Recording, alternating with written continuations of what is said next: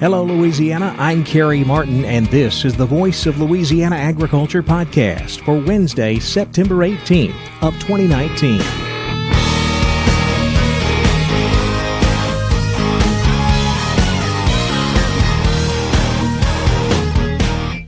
Welcome to the Voice of Louisiana Agriculture podcast, a look at the latest news in Louisiana agriculture.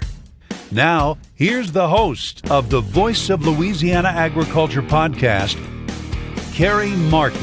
Farm-to-school programs are expanding here in Louisiana and nationwide. We'll talk more about that with USDA Deputy Undersecretary for Food, Nutrition, and Consumer Services, Brandon Lips, coming up later in the podcast. But first, here's a look at news headlines. Positive trade news coming out of Washington, D.C. this week. First up, U.S. and Chinese trade negotiators meet tomorrow to kick off new talks in Washington, with hopes of crafting a new trade agreement between the two nations. U.S. Agriculture Secretary Sonny Perdue. It's good news that China's coming back to town, that we are continuing to talk about that. We know they need agricultural products. They import from all around the world, and we want them to be a good customer, but we want them to play by the rules that everyone else has to play by. This week's talks are expected to set the stage for high-level U.S.-Chinese trade negotiations early in October. In another positive trade development, we have a trade deal with Japan that should be signed soon, leveling the playing field for U.S. agricultural exports to Japan. Rod Bain reports from Washington. Agriculture Secretary Sonny Perdue, speaking before members of the fresh produce industry Wednesday, recalled his own reaction and the reaction of many in the ag sector when news broke last month from the Group of Seven Economic Summit in France. We were happy on the announcement from Japan, where President Trump at the G7 announced a principal agreement. A trade deal that would lower tariffs on U.S. ag exports entering into the Japanese marketplace. And earlier this week, President Trump informed Congress of his intent to sign the deal. Speculation remains on when the president and his Japanese counterpart would put their signatures to the agreement. Both sides previously mentioned next week's United Nations General Assembly meetings as a target signing date, a time frame Secretary Perdue is hopeful will occur. The 23rd or 24th this month, we hope that agreement with Japan, a major customer, will be signed there in New York. I'm Rod Bain reporting for the U.S. Department of Agriculture in Washington, D.C. September is National Rice Month, and Louisiana farmers are celebrating this week with events across the state. Yesterday, farmers and rice mills in southwest Louisiana made a donation to the Second Harvest Food Bank in Crowley. Alan Lawson is president of the Acadiana Rice Growers Association and vice president of the Louisiana Rice Growers Association. We're making a donation of about 15,000 pounds of rice, sponsored by some of the local mills and local producers that have donated to the Second Harvest Food Bank. Because it gets our product out, it's nutritious, it's wholesome, it's safe, good food, it feeds a lot of people. 1 pound of rice can feed 50 servings. So it gets a lot of nutrition to a lot of people in need. Louisiana 5th District Congressman Ralph Abraham was also on hand for the donation. He says it's a win-win situation for everyone involved. We are highlighting the character and the quality and the uniqueness of our Louisiana culture. We've got Second Harvest receiving rice donations from our growers. Good Louisiana people helping those that are less fortunate. But it also promotes our Louisiana rice. It promotes our culture. It's who we are as a people. This is what this is about. So it's a win-win-win-win situation, and I'm just glad to be a small part of it. Other activities to recognize Rice Month include a rice cook-off in Lake Charles today, and there will be another rice donation made to the food bank in Monroe tomorrow. This is National Farm Safety and Health Week, highlighting the importance of health and safety on the farm. Michael Clements has more. The American Farm Bureau Federation is celebrating National Farm Safety and Health Week as a way to promote safe farming practices. Maggie Good, AFBF Assistant Director of Member Engagement, says the theme of this year's National Farm Safety and Health Week is Shift Farm Safety into High Gear. It's putting a focus on the importance of safety on the farm as well as our rural roadways. This week really serves as a reminder that it's everyone's responsibility to prioritize and address health and safety concerns in agricultural communities, and that we really need to take health and safety out of the back seat and make it a co-pilot when we're on the farm. Good says participating in National Farm Safety and Health Week is easy. The Farm Bureau Safety and Health Network will be sharing resources with our county and state farm bureaus and joining in on the conversation on social media. The National Education Center for Agriculture Safety has made this easy with social media ready posts on topics such as confined spaces, opioid use, and working with youth while on the farm. She adds webinars scheduled this week will address farm safety topics. The AgriSafe Network has created a series of free webinars that are really easy to register for, and anyone can join, and these webinars will be going with the theme of the week to talk about preventing agricultural injuries, tractor safety, and some tips for women who are working on the farm. Visit agrisafe.org for webinar registration and follow Farm Bureau on social media for more resources. Michael Clements, Washington. Sugar mills are cranking up and sugarcane harvest is kicking off here in Louisiana, starting a process that will run into January of next year. Iberville Parish cane grower Cecil Ramagos says his cane got off to a slow start this year. This crop started out, it was really slow, and actually it was slow up until about 3 or 4 weeks ago. But a couple of well-timed rains allowed the crop to catch up. Well, the first week of August, it was really short. It was almost to the point where it was too short. And we pushed through it, and we got a rain after about the first week and a half. And since then, it has taken a good growth. Ramagos says he will start hauling cane to the mill next week. That is a look at some of the latest news headlines in Louisiana agriculture. Remember, you can always check out our website, voiceoflouisianaagriculture.com. We update it every weekday with the latest news and happenings in Louisiana agriculture. And while you're there, be sure to subscribe to our daily e-newsletter. It's called The Daily Voice. Just click the button in the homepage, fill out your name and email address, and we'll send the Daily Voice right to your inbox every weekday morning at 5 a.m. Now let's look at the markets on the Voice of Louisiana Agriculture podcast. The soybean market closed lower today while the corn and wheat markets both moved higher. Brian Hoops is a market analyst with Midwest Market Solutions. We're just kind of very choppy type markets, lower overnight, starting to firm up a little bit, led higher by the wheat market. Wheat is finding little support that Egypt is out there tendering in 2 different tenders for some wheat, and it's very unlikely the U.S. is going to get any of this business. I'm looking at orders and offers from France and Russia being the cheapest in the world. I think that's where that wheat's going to end up being sourced out of. But just the fact that Egypt is taking some supplies off of the world market, I think, is a little friendly factor here. November soybeans down 5, 8.88 3/4. January beans down 5, 9.02 1/4. December corn was up 3 1/4, 3.71 1/4. March corn up 2 1/2, closing at 3.82 1/2. July wheat up 5, closing at 5.03 3/4. We've seen some good support in the rough rice market as we moved into the fall. Mark Tall is a rice marketing specialist with the Louisiana Farm Bureau Marketing Association. Well, the futures market is basically unchanged with November around 12.31 to a high of 12.36 1/2. Back on July 29th, we traded at a high of 12.52 on November contract. It would really be nice to hit that mark again and break through that level.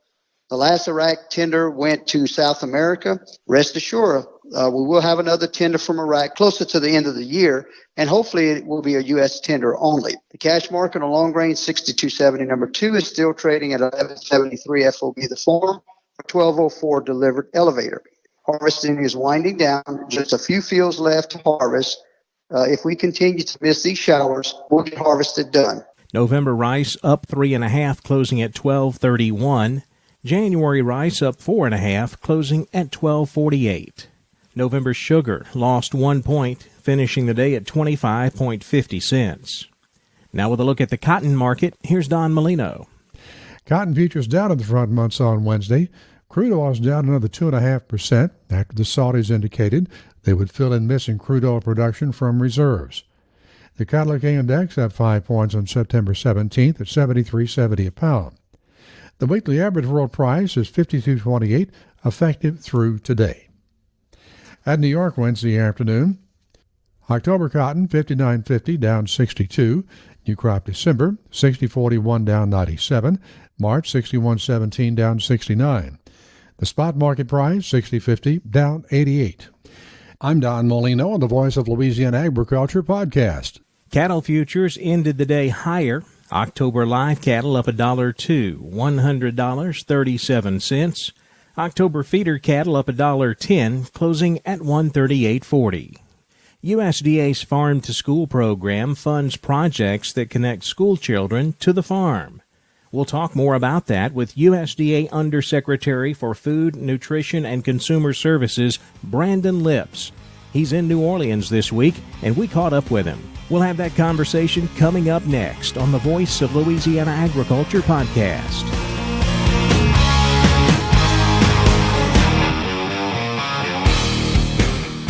What comes out of the ground creates energy and has been a major contributor to Louisiana's economy for over 2 centuries? No, it's not oil. It's sugar. Sugarcane, sweet sugarcane. Ever since the Jesuits began cultivating sugar in colonial Louisiana, this sweet crop has had a major impact on our economic well-being. Each year, our sugarcane industry creates an economic boon of nearly $3 billion for the Bayou State. This vital business engine supports fuel and fertilizer distributors, tractor and automotive dealerships, supermarkets, and more than 15,000 Louisiana jobs. The sugar industry also benefits research universities and schools, banks, and insurance agencies. Sugarcane, sweet sugarcane. The Louisiana sugarcane industry, helping empower the people of Louisiana for more than 220 years. Louisiana Sugar, making life sweeter, naturally.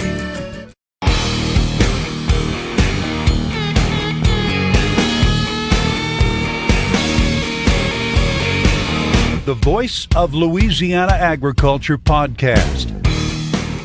Our guest today is USDA Deputy Undersecretary for Food, Nutrition, and Consumer Services, Brandon Lips. Brandon, I know you're in New Orleans today. How are things going down there for you? They're going great, Kerry. Having nice weather here in Louisiana, a little bit warmer than D.C., but very enjoyable. Well, you mentioned you are in Louisiana. That's why I wanted to talk to you today. Tell me about what you have going on today here in our state. Sure. Well, I appreciate you having me on. It's good to be down here.